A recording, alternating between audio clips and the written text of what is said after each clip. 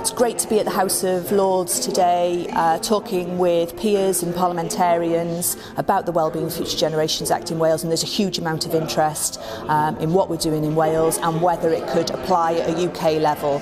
Certainly the issues that the Wellbeing for Future Generations Act are trying to tackle are issues across the country, and there's a huge amount of enthusiasm here today from peers and MPs in terms of how those principles in our legislation could actually help to be addressing problems across the UK. What do we do about the future generations when often what we're doing is we're doing short-termism, we're doing rather slapdash things. How can we just get through the day, the week, the month or the year?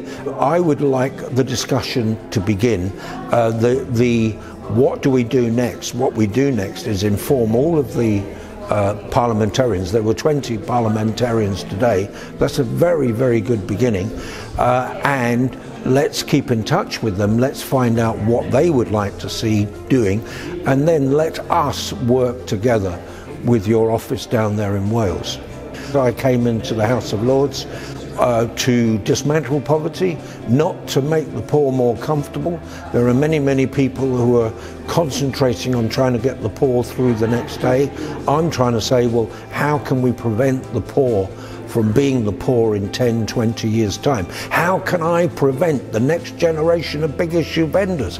I don't want any more big issue vendors. And that is why the future generations legislation is so important.